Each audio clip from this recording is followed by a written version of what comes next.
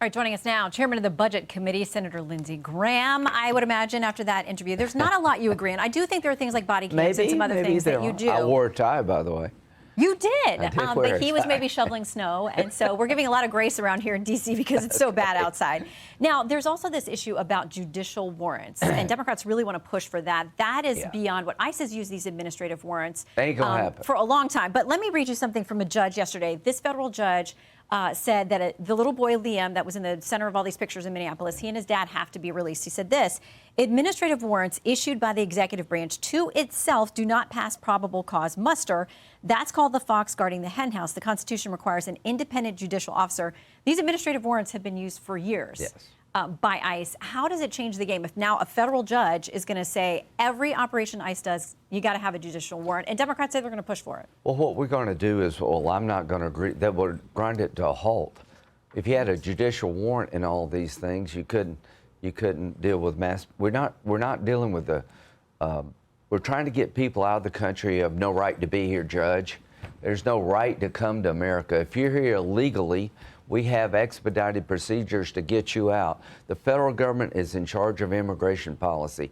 12 states tell the federal government, go to hell, we will not help you. Sanctuary states. Yes, including Kentucky. What's this all about? You've had like 15 million people come in 4 years under Biden. Only God knows where they're at. 54% of them are in sanctuary city or states.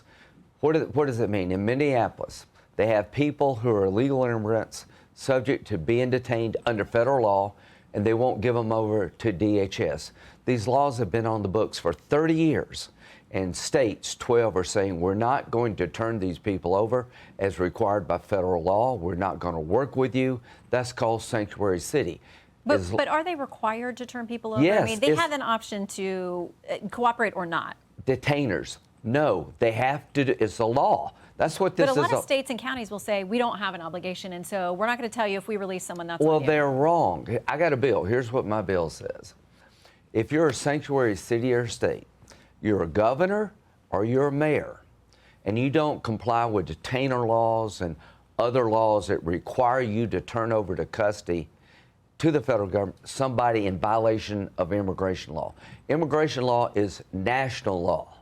So if a state runs into an illegal immigrant, they have an obligation under federal law to get that person in federal custody for deportation.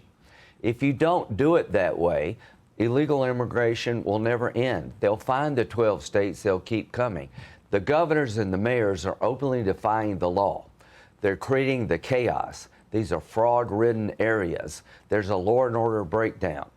What am I going to do? I'm passing a bill that says if you're a governor or you're a state official and you have in your custody someone who's broken federal immigration law and you do not turn that person over under existing law of the United States, you could go to jail.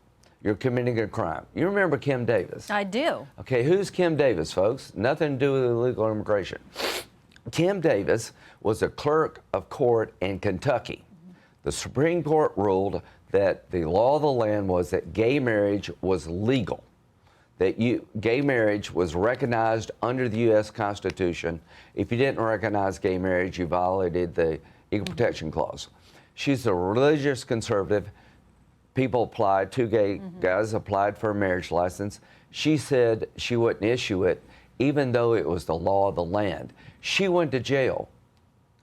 I was asked, what about it? Well, I agree with her political, philosophical, not her religious views, but she's a public official. She has to do this. You can't change the law because you disagree with it. She went to jail. She should have for 5 days. To these mayors and governors, when you defy federal law that's clearly on the books, you can't set it aside because of your political beliefs or you disagree with it.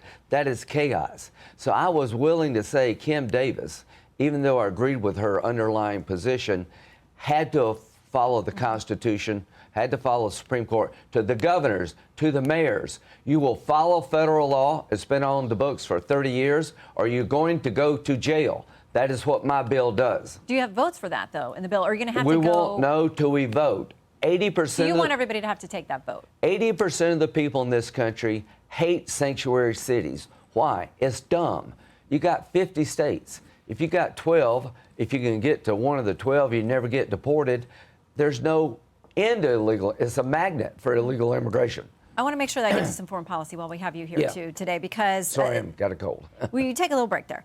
Iran, the president said we're moving in a lot of assets. We know that warships, airplanes, we know that all of that is moved in. He says they are negotiating. They're having conversation. Right. The Ayatollah says if you strike here, it's going to spark a regional war. Yeah. What do you think? I think it's a defining moment in his presidency. Ronald Reagan went to the Berlin Wall and he said, tear down this wall. He didn't say, could you make it lower? When asked about what the protesters should do, President Trump said, keep protesting, help is on the way. If this regime is still standing, the day after, if we pull the plug, will be 100 years of chaos. I have every confidence that President Trump will do what he promised to the people. Help is on the way, keep protesting. If this regime falls, Hamas, Hezbollah, the Houthis, they all go. It'd be the biggest change since the fall of the Berlin Wall. But here's one thing I know. Donald Trump is Ronald Reagan plus in my mind. Venezuela, soon Cuba. The one thing you can't do as president, talk like Reagan and act like Obama. There's no deal to be done here. These people are not trustworthy. The protesters in the street are not protesting for a better nuclear deal. They're protesting for a better life. And if they win the day, we have a chance to have friends with the people of Iran. The Ayatollah will never be our friend. He's a religious Nazi. President Trump, you said help is on the way. That has to be real. It has to be real soon. Do it, Mr. President. The people of Iran are begging you to be on their side. You have done it so good. You are Reagan plus. This is the defining moment in your presidency. Stand by the people. The Ayatollah falls. The region changes. Bigger than the fall of the Berlin Wall. No more international terrorists. This regime has American blood on its hands since 1979. You got the Houthis, you got Hezbollah killing Americans. Bring this regime down because the people want it down. You don't have to invade the country, but help on the way means military strikes against the infrastructure that is killing the Iranian people. Go after the ones who are killing the people. Put this regime on notice. We're never going to let up. Strangle their economy. It will fall. The people will take over. And over time, we will have a friend in Iran, not an enemy. Hezbollah, Hamas, the Houthis all fall. Okay. The biggest thing you could possibly ever do to the Mideast is take this regime down, and they're as weak as they've ever been since 1979. Mr. President, you can do it. I hope you will do it. And if you do it, this is Reagan plus. Okay. We got to go, but it sparks all kinds of questions about what comes behind that Ayatollah. I wish we had more time. Yeah, can I tell you, friends, not enemy? That's the dumbest question. 1 second. We got to go. What happens if Hitler had fallen? It'd been better. If these people win, they'll be more likely our friends. The Ayatollah will never be our friend. I tell you what will happen if we pull the plug. Quickly. If we all talk and we don't do it, we'll have 100 years of chaos. America's standings will be 0. I have no doubt about where you stand on this, and neither does the president. Senator Graham. No sanctuary cities. Thank you very much. We'll see you soon. Hey, everyone. I'm Emily Campagno. Catch me and my co-hosts Harris Faulkner and Kaylee McEnany on Outnumbered every weekday at 12 p.m. Eastern, or set your DVR. Also, don't forget to subscribe to the Fox News YouTube page for daily highlights.